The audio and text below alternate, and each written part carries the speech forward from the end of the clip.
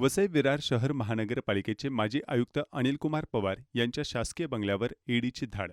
भ्रष्टाचार प्रकरणी 12 ठिकाणी छापे. सूत्रांची माहिती. वसई विरार शहर महानगरपालिकेचे माजी आयुक्त अनिल कुमार पवार यांच्या शासकीय बंगल्यावर आज सकाळी 7:30 वाजता सक्तवसुली संचालनालय ईडीच्या अधिकाऱ्यांनी छापा टाकला. ही कारवाई वसई विरार परिसरातील डम्पिंग ग्राउंड येथे बांधण्यात आलेल्या बेकायदेशीर इमारतींच्या बांधकामाशी संबंधित मोठ्या आर्थिक गैरव्यवहाराच्या संदर्भात सुरू आहे.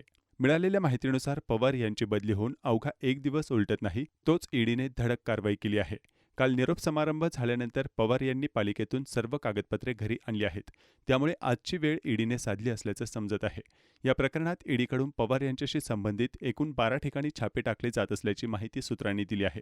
काल सायंकाळी पवार यांच्या या निवासस्थानी काही बांधकाम व्यावसायिक आणि कॉन्ट्रॅक्टर यांचीही उपस्थिती होती. आजच्या धाडीत पवार यांच्या नातेवाईकांच्या घरीही ईडीची छापेमारी होत असल्याची खबर मिळत आहे. आतापर्यंतच्या ईडीच्या तपासात समोर आलं आहे की 2009 पासून वसई विरार क्षेत्रात मोठ्या प्रमाणावर बेकायदेशीर निवासी आणि व्यावसायिक इमारती बांधण्यात आल्या. नालासोपारा पूर्वेकडील अधिकृत विकास आराखड्यात मलनिस्सारण प्रकल्प आणि कचरा डेपो यासाठी आरक्षित जमिनीवर एकूण 41 बेकायदेशीर इमारती बांधण्यात आल्या होत्या.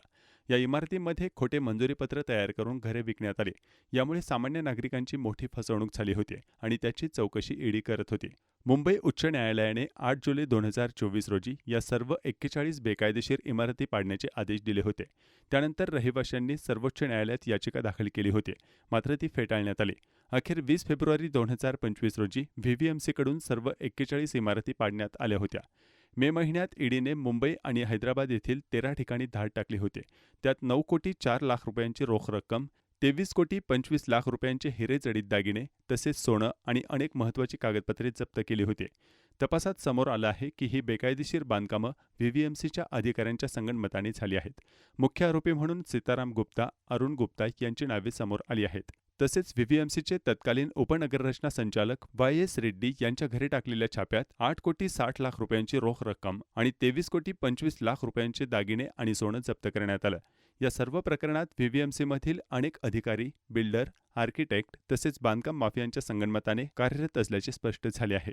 त्यामुळे या कारवाईचा फटका अजूनही अनेकांना बसण्याची शक्यता आहे. ही कारवाई वसई विरारमधील मोठ्या आर्थिक घोटाळ्याचा गंभीर पर्दाफाश करणारी असून ईडीचा पुढील तपास सुरूच आहे.